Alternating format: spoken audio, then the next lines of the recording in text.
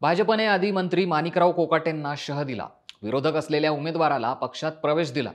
दिंडोरीमध्ये Narhari झिरवळांना target केलं गेलं. भुजबळांना युतीचे संकेत देऊन अचानक भाजपने आपला उमेदवार उभा केला. राष्ट्रवादीच्या तिन्ही नेत्यांना टार्गेट केल्यानंतर भाजपने आता आपला मोर्चा शिंदेच्या नेत्यांकडे वळवलाय.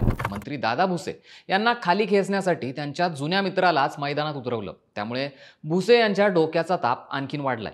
यामुळे नेमकं नाशिकमध्ये काय घडतंय, भाजप राष्ट्रवादी आणि शिंदेच्या नेत्यांना नेमकं का टार्गेट करते, तेच नेमकं या व्हिडिओतनं सांगतो. बंडू काका बच्छाव हे मंत्री दादा भुसे यांचे एकेकाळचे खंदे समर्थक होते. मधल्या काळात दोघांमध्ये काहीतरी बिनसलं.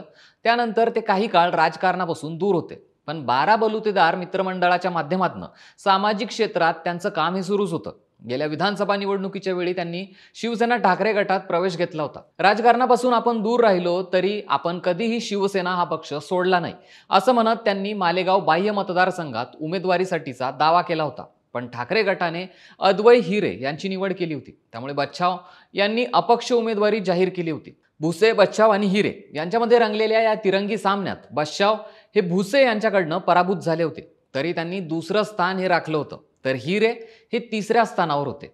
विधानसभेनंतर त्यांनी ठाकरे गट किंवा भाजपमध्ये प्रवेश करावा असा त्यांच्या समर्थकांचा दबाव होता. त्यामुळे मालेगाव महापालिकेच्या निवडणुकीच्या पार्श्वभूमीवर बच्छाव भाजपात जातील अशी चर्चा होती. त्यातच काल बिहार निवडणुकीचा निकाल लागल्यानंतर भाजप शहराध्यक्ष देवा पाटील यांच्या जनसंपर्क कार्यालयात आनंद साजरा करताना बंडू काका बच्छाव तिथे दिसून आले.